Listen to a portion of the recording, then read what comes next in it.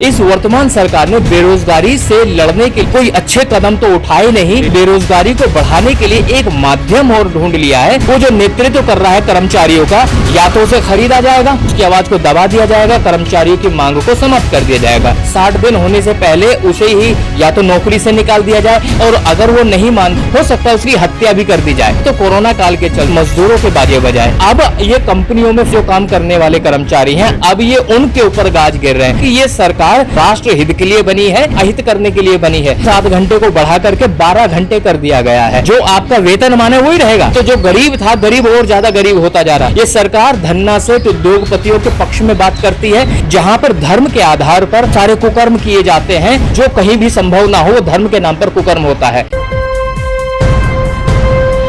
Live TV, सच सबसे आगे। नमस्कार, आप देख रहे हैं द लाइव टीवी और मैं आपके साथ जुनैद अंसारी। केंद्र सरकार एक और ऐसा विधेयक लाने वाली है जिससे पूंजीपतियों को फ़ायदा मिलेगा और कर्मचारियों को अधिकारों का हनन होगा।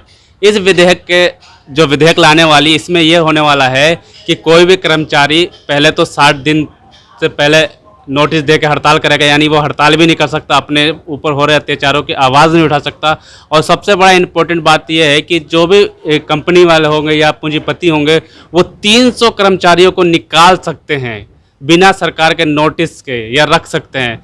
सबसे पहले तो मैं लाइव टीवी आप लोगों का धन्यवाद अदा करना चाहूँगा कि समाज में जिस तरह से आप जागरूकता फैलाने का काम कर रहे हैं, ये काबिल तारीफ काम है। इसके लिए आप सभी लोग साधुवाद के पात्र हैं।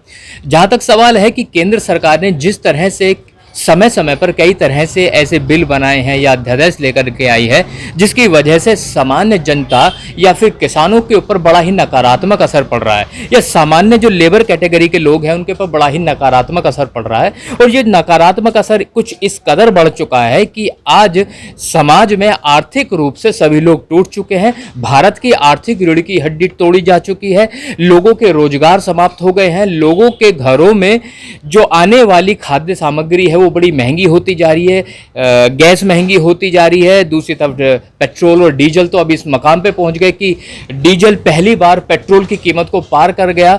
तो देश में महंगाई का आलम कुछ इस कदर बढ़ गया है कि आम जनमानस बड़ा ही अस्त व्यस्त हो गया है। ऐसे में जब एक बिल ये आता है, पहले तो रोजगार ही नहीं है, और ऊपर से सरकार ये कहती है कि अब पूंजीपतियों को, धन्ना सेठों को, उद्योगपतियों को, फर्म मालिकों को, कंपनी मालिकों को एक साथ 300 लोगों को रोजगार से हटा देने की शक्ति मिल प्राप्त हो गई। जो पहले केवल 100 लोगों तक सीमित थी, अब 300 लोगों तक हो गई है। तो आप समझ सकते हैं कि जहां बेरोजगारी दर 27% से भी ज्यादा हो चुकी है, वहीं अब बेरोजगारी दर और ज्यादा बढ़ने वाली है। इस वर्तमान सरकार ने बेरोजगारी से लड़ने के लिए, बेरोजगारी से दो चार होने के लिए कोई अच्छे कदम तो उठाए नहीं, बल्कि इन्होंने बेरोजगारी को बढ़ाने के लिए एक माध्यम और ढूंढ लिया है कि जिस से सामान्य कर्मचारियों को परेशान किया जा सके। और बात केवल इतनी ही नहीं हुई, अगर किसी तरह से कर्मचारी और फर्म मालिक या कंपनी मालिक आपस में अनबन कर बैठे हैं, या कर्मचारी किसी मांग को मांगना चाहते हैं या किसी अपनी बात को पूरी कराना चाहते हैं, तो उनके पास संवैधानिक अधिकार हुआ करता था कि वो अपनी मांग मनवाने के लिए हड़ताल कर सकते हैं। वो एक संगठन बना करके हड़ताल करें और अपनी मांग को मनवाएं। अगर उनकी मांग जायज है तो उस जायज की मांग को माना जाना चाहिए। लेकिन ऐसे में वर्तमान सरकार जब ये कहती है कि कर्मचारियों को हड़ताल करने का हक है, परंतु हड़ताल करने से 60 दिन पहले उन्हें अधिसूचना जारी करनी पड़ेगी। फर्म मालिकों को, कंपनी मालिकों को यह सूचित करना पड़ेगा कि 60 दिन बाद हम हड़ताल करने जा रहे हैं। तो इसका मतलब यह हुआ 60 दिन में तो फर्म मालिक, कंपनी मालिक अरेंजमेंट कर लेंगे अपने नए कर्मचारियों को रखने का, तो जो कर्मचारी हैं वो तो बेचारा मारा जाएगा।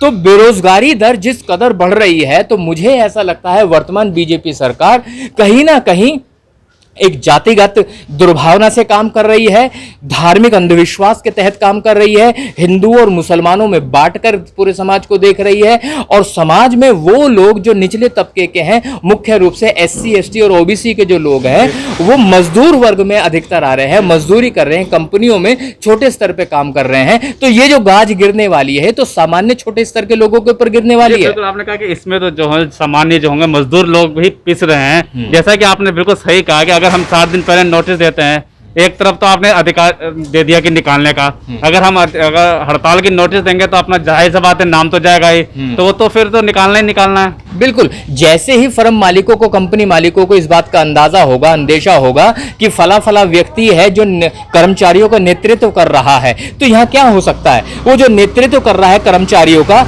या तो उसे खरीदा जाएगा, कुछ रुपए पैसे देकर के उसकी आवाज को दबा दिया जाएगा, कर्मचारियों की मांग को समाप्त कर दिया जाएगा, या फिर उसके साथ कोई अनहोनी कर दी जाएगी, 60 दिन होने से पहले उसे ही या तो नौकरी से निकाल दिया जाए, और अगर वो नहीं मानता है, साम दाम दंड भेजते नहीं मानता, हो सकता है उसकी हत्या भी कर दी जाए। जब कर्मचारियों का नेतृत्व ही नहीं रहेगा तो कर्मचारी अपनी आवाज कैसे उठाएगा? और मजे की बात यह है कि इन कर्मचारियों को अदालत से भी राहत मिलने की संभावना दिखाई नहीं दे रही है। तो ऐसे में ये जो सामान्य कर्मचारी हैं बेचारे, इन लोगों को किस तरह से जीवन यापन करेंगे, इसका कोई भी पुख्ता प्रमाण सरकार के पास ऐसा नहीं है कि आप यहां से रोजगार छोड़ेंगे तो आप ये रोजगार कर सकते हैं।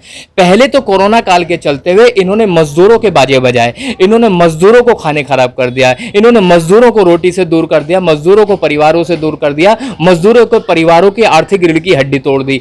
तो अब ये कंपनियों में, फर्म में जो काम करने वाले कर्मचारी हैं, अब ये उनके ऊपर गाज गिर रहे हैं। तो मैं कई बार सोचता हूं कि ये सरकार मानव कल्याण, समाज कल्याण, देश कल्याण, राष्ट्र हित के लिए बनी है, ये राष्ट्र का अहित करने के लिए बनी है। मैं वर्तमान बीजेपी सरकार, मोदी सरकार की भर्त्सना करता हूं कि जिस तरह के अधिनियम, अध्यादेश या विधायक लेकर के ये लोग आ रहे हैं, वो किसी भी रूप में राष्ट्र के हित में नहीं है। मैं इसकी भर्त्सना करता हूं। अच्छा, इसमें एक और इम्पोर्टेंट चीज है, जैसे पहले श्रम कानून तो थे, 44 श्रम कानून थे, अब इनको ये विलय कर रहे हैं, फिर उसको सबको विलय करके 4 कानून में ला रहे हैं। बिल्कुल, आपने सही कहा कि मैंने भी जैसे वो पेपर शीट पढ़ी है, तो उसमें कई ऐसे कानून हैं जो बाबा साहब डॉक्टर भीमराव अंबेडकर ने बड़े ही सोच समझ के बनाए थे। जैसे कि 8 घंटे काम किया जाए, और 8 घंटे काम करने के बाद उसके बाद अगर ओवर टाइम करता तो उसका पैसा उसे अलग दिया जाए। वर्तमान समय में 7 घंटे को बढ़ा करके 12 घंटे कर दिया गया है। जो आपका वेतन माने वही रहेगा। मतलब अगर आपको 1000 रुपए तनख्वाह मिलती है और 8 घंटे काम करने पर 1000 मिलती है, तो 12 घंटे काम करने पर भी 1000 रुपए ही तनख्वाह मिलेगी। 4 घंटे एक्स्ट्रा काम कराया जाएगा, लेकिन उसके एवज में आपको वेतन नहीं दिया जाएगा। तो ऐसे में जो 4 घंटे का ओवर टाइम था वो तो मारा गया ना। तो जो गरीब था, गरीब और ज्यादा गरीब होता जा रहा है। ये सरकार कहीं ना कहीं पूंजीपतियों के पक्ष में जाती दिखाई दे रही है। ये सरकार धन्ना सेठ उद्योगपतियों के पक्ष में बात करती है।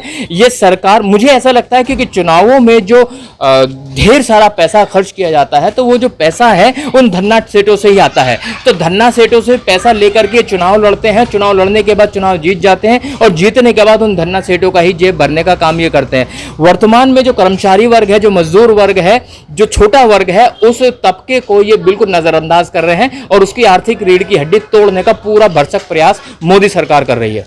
वर्तमान जो सरकार है, ये हिंदू और मुस्लिम का कार्ड इसलिए खेली है क्योंकि भारत जाति प्रधान देश है। मैं कृषि प्रधान देश इस भारत को नहीं मानता हूं, जाति प्रधान देश है, जहां पर धर्म के आधार पर वो सारे कुकर्म किए जाते हैं जो कहीं भी संभव ना हो। वो धर्म के नाम पर कुकर्म होता है। हिंदुओं में हिंदू पैदा नहीं होते। हिंदुओं में तेली, तमोली, खटीक, धीमर, चूड़े, चमार, अहीर, महार, कुहार, लुहार, कुर्मी, बामन, ठाकुर, ना जाने कितने लोग पैदा होते हैं, और इन सबकी अपनी अपनी अलग अलग रूढ़िवादिताएं हैं, अलग अलग परंपराएं हैं। तो ये जो सारी परंपराएं, इन परंपराओं ने व्यक्ति को अंधविश्वासी बना के रखा है, धर्मांध बना के रखा है। तो इसी तरह से हिंदू धर्म एक नशे की भांति है, और इस नशे को जो पिएगा वो नशे में ही रहेगा। तो इस धर्मांधता के चलते हुए वर्तमान सरकार ने लोगों को हिंदुत्व का जो कार्ड खेला है, या हिंदुत्व की जो दवाई पिलाई है, जो हिंदुत्व का इंजेक्शन लगाया है, उसके चलते हुए लोग हिंदू और मुसलमानों में एक दीवार खींचने का काम कर रहे हैं। हिंदू मुसलमान वो लोग हैं जिन्होंने अतीत में, हिंदुओं ने ईद पर शीर खा करके एक दूसरे से गले मिलकर ईद मनाई है, और मुसलमानों ने दिवाली पर पटाखे छोड़ करके एक दूसरे को मिठाई खिला करके दिवाली बनाई है। लेकिन इन सरकारों ने भारत के भाईचारे को तोड़ने का काम किया है। मैं तो यहां तक कहता हूं, भारत को तोड़ने का काम अगर कोई कर रहा है तो वर्तमान बीजेपी की मोदी सरकार कर रही है। कोरोना काल में जिस तरह से भारत का जीडीपी गिरा है, जिस तरह से आर्थिक स्थिति खराब हुई है, भारत का एनपीए बढ़ता जा रहा है, बैंक रेट बढ़ते जा रहे हैं, और बैंकों की स्थिति भी खराब होती जा रही है।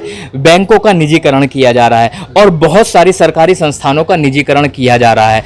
यह कोरोना काल का असर नहीं है। कोरोना काल तो आ गया है, जिसकी वजह से रोजगार ठप हो गए हैं। परंतु निजीकरण किया जाना ये सरकार का कदम है, एनपीए का बढ़ जाना ये सरकार की मूर्खता का परिचायक है, बैंकों का निजीकरण किया जाना सरकार की मूर्खता का परिचायक है। तो वर्तमान में कोरोना काल की वजह से 27% की जो बेरोजगारी दर बढ़ गई है, ये कोरोना काल से पहले ही लगभग 9% हो चुकी थी। कोरोना काल में इन्हें सुधारवादी कदम उठाने चाहिए थे, ऐसे कदम उठाने चाहिए थे जिससे भारत की जनता को कुछ राहत मिलती, भारत की जनता को कुछ बेहतर मिल सकता था, लेकिन ऐसा नहीं किया।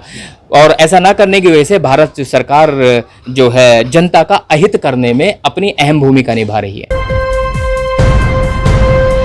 लाइव टीवी, सच सबसे आगे।